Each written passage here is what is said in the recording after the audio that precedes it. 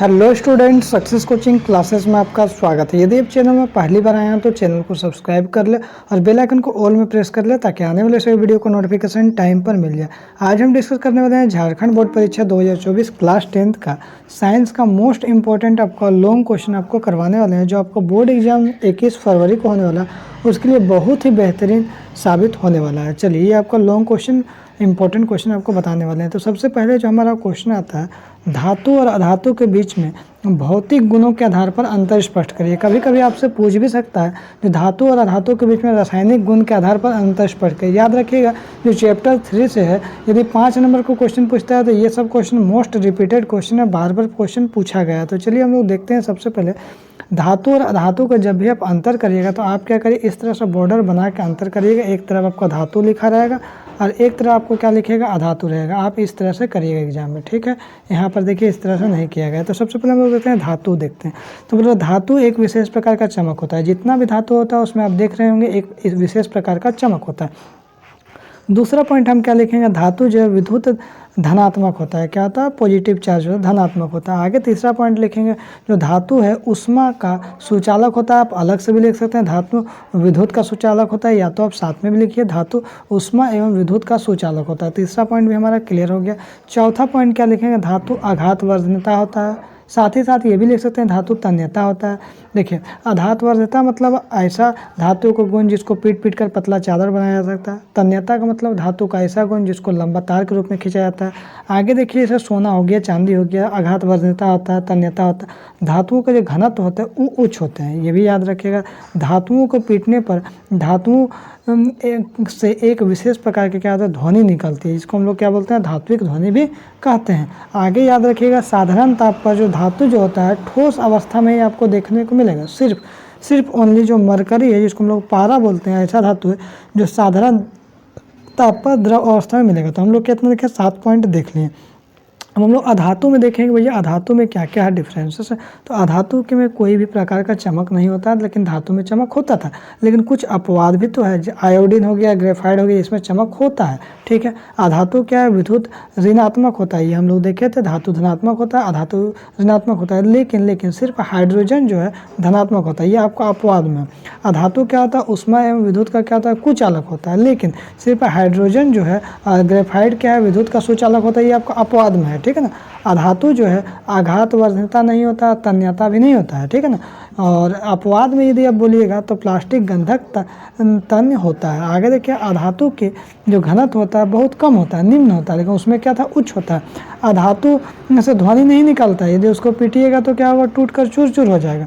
और अधातु क्या होता है, जो साधारण ताप पर ठोस या गैस अवस्था में होता है। सिर्फ जो ब्रोमीन है साधारण ताप पर द्रव अवस्था में होता है। तो हम लोग ये एक आंसर देख लिए। अब देखिए, यदि आपको रासायनिक गुण के आधार पर आ जा रहा है धातु अधातु में अंतर, तो आप इसी तरह से इधर धातु लिखिएगा, इधर अधातु लिखिएगा, ठीक है। चलिए, ये भी हम आपको बताया था। धातु में क्या लिखेंगे, धातु के परमाणु धन आयन होते हैं। धातु में जो परमाणु है वो क्या, धन आयन होता है। दूसरा पॉइंट क्या लिखेंगे, धातु के जो ऑक्साइड जो होता है वो क्या होता है, क्षार के होते हैं। धातु का ऑक्साइड क्या होता है, आपको क्षार के होता है। तीसरा क्या लिखेंगे, धातु जो है तनु अम्लों में घुलकर हाइड्रोजन गैस मुक्त करती है। अपवाद में साधारण अवस्था में कुछ धातु में वह ऐसा नहीं करते हैं। आगे देखिए, चौथा पॉइंट लिखेंगे, धातुएं सामान्यतः जो है हाइड्रोजन के साथ अभिक्रिया नहीं करता है। धातु जो है हाइड्रोजन के साथ अभिक्रिया नहीं करता है, लेकिन जो आपका लिथियम, सोडियम और जो कार्बन जो आपका है आदि धातु जो है हाइड्रोजन के साथ अभिक्रिया कर आयनिक हाइड्राइड बनाते हैं। आगे देखिए क्या लिखेंगे, जो धातुएं हैं जो अवकारक होते हैं। 5 पॉइंट हम लोगों ने लिख लिया। उसके बाद अधातु के यदि हम लोग पॉइंट लिखते हैं तो अधातु के जो परमाणु होते हैं ऋण आयन होते हैं, ठीक है। उसके बाद लिखेंगे अधातु के ऑक्साइड अम्लीय होते हैं, ये भी लिखिएगा। उसके बाद ये जल के साथ अभिक्रिया करके अम्ल बनाते हैं। तीसरा पॉइंट लिखिएगा, अधातु जो है सामान्यतः तनु अम्ल से अभिक्रिया नहीं करती है। चौथा पॉइंट लिखेंगे, अधातु जो है हाइड्रोजन के साथ अभिक्रिया कर सहसंयोजक हाइड्राइड बनाते हैं। 5वां पॉइंट हम लोग क्या लिखेंगे, अधातु जो है ऑक्सीकारक होते हैं। अपवाद में क्या होगा, आपका कार्बन हो जाएगा। और देखिए, आपका लॉन्ग क्वेश्चन में आपको ये मोस्ट इंपॉर्टेंट क्वेश्चन है, हाइड्रोकार्बन क्या है, संतृप्त और असंतृप्त हाइड्रोकार्बन में अंतर बताइए। तो हाइड्रोजन एवं कार्बन से बने यौगिक, हाइड्रोजन और कार्बन से बने यौगिक को हाइड्रोकार्बन कहते हैं। जैसे CH4 और C2H2 हो जाएगा। तो इसमें देखिए ये सब आपको क्या, संतृप्त हाइड्रोकार्बन लिखिएगा। और इसका अंतर चलिए हम लोग देखते हैं। संतृप्त हाइड्रोकार्बन में हाइड्रोकार्बन होते हैं जिसमें केवल एकल सहसंयोजक बंध होते हैं, सिर्फ एकल बंध होते हैं। इसको हम लोग क्या बोलते हैं, एल्केन से शामिल होता है। क्या होता है, एल्केन शामिल होता है। कार्बन की मात्रा कम और हाइड्रोजन की मात्रा इसमें क्या होता है, ज़्यादा देखने को मिलता है और कम प्रतिक्रियाशील होता है। 5वां पॉइंट क्या लिखेंगे, हवा में जलने से नीली बिना कलिक वाली लौ निकलती है। 5वां पॉइंट हो गया। 6ठा पॉइंट क्या लिखेंगे, आमतौर पर जीवाश्म पौधे और पशु सामग्री से प्राप्त किया जाता है। ठीक है, उसके बाद असंतृप्त हाइड्रोकार्बन लिखेंगे। तो पहला पॉइंट इसका लिखेंगे, असंतृप्त हाइड्रोकार्बन कई सहसंयोजक बंधों वाले हाइड्रोकार्बन होते हैं। एल्किन्स, एल्काइंस और सुगंधित हाइड्रोकार्बन शामिल होते हैं। कार्बन की मात्रा अधिक होता है और हाइड्रोजन की मात्रा इसमें क्या होता है, कम होता है, जो उसका उल्टा है। अधिक प्रतिक्रियाशील होता है, हवा में जलने पर पीली काली ज्वाला निकलती है और आमतौर पर पौधों से प्राप्त किया जाता है। क्लियर यहाँ तक हो गया आपको।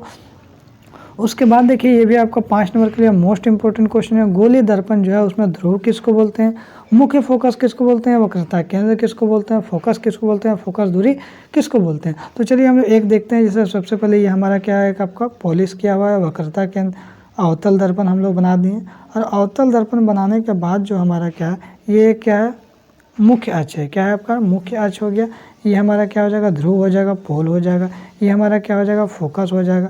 और ये हमारा क्या हो जाएगा, वक्रता केंद्र हो जाएगा। और यहाँ से यहाँ तक जो दूरी होता है, ये हमारा क्या होता है, फोकस दूरी कहलाता है। क्या कहलाता है, फोकस दूरी कहलाता है। ठीक है, ये सभी चीज़ के बारे में आपको जानकारी होना चाहिए। चलिए उसके बाद हम लोग देखते हैं ध्रुव किसको बोलते हैं। तो गोलीय दर्पण के परावर्तक पृष्ठ के केंद्र का दर्पण का ध्रुव कहते हैं। जैसे मान लीजिए हमारा क्या है कि इस तरीका जो हम लोग बना रहे हैं, तो हमारा क्या है, ये आपका क्या है, इसको हम लोग ध्रुव बोलते हैं। ठीक, क्या बोलते हैं, ध्रुव बोलते हैं। ठीक है, आगे देखिए मुख्य अक्ष क्या है। तो बोला मुख्य अक्ष जो है ध्रुव और वक्रता केंद्र से होकर जाने वाली काल्पनिक रेखा को मुख्य अक्ष बोलते हैं। जैसे इस तरह से जो रेखा जा रहा है, ये जो रेखा जा रहा है किससे जा रहा है आपको, तो इसी ये जो रेखा जा रहा है आपको ध्रुव से, और यहाँ पर ध्रुव है और यहाँ पर क्या वक्रता केंद्र से जा रहा है, तो उसको हम लोग क्या बोलते हैं, मुख्य अक्ष बोलते हैं। आगे देखिए वक्रता केंद्र क्या, तो गोलीय दर्पण का परावर्तक पृष्ठ एक गोले का भाग होता है। इस गोले का केंद्र को ही गोलीय दर्पण का वक्रता केंद्र कहते हैं। जैसे सपोज मान लीजिए हमारा क्या है, ये आपका क्या है, वक्रता केंद्र। तो ये हमारा क्या है, आधा गोला है, मतलब यदि इसको पूरा गोला करेंगे तो ये हमारा क्या होगा, केंद्र निकल जाएगा। समझे। आगे देखिए जो फोकस क्या है, तो मुख्य अक्ष के समांतर चलने वाली प्रकाश की किरणें परावर्तन के बाद जिस बिंदु पर मिलती है या मिलती हुई प्रतीत होती है, उसको हम लोग क्या बोलते हैं, मुख्य अक्ष से उस बिंदु को हम लोग क्या बोलते हैं, मुख्य फोकस बोलते हैं। सपोज मान लीजिए हमारा कोई ये है, यहाँ से प्रकाश की किरण आ रहा है, आने के बाद जिस बिंदु पर यहाँ पर मिलता है उसी को हम लोग क्या बोलते हैं, फोकस बोलते हैं। आगे देखिए फोकस दूरी क्या है, ध्रुव और फोकस के बीच की दूरी को हम लोग क्या बोलते हैं, फोकस दूरी हम लोग बोलते हैं। आगे यदि देखते हैं,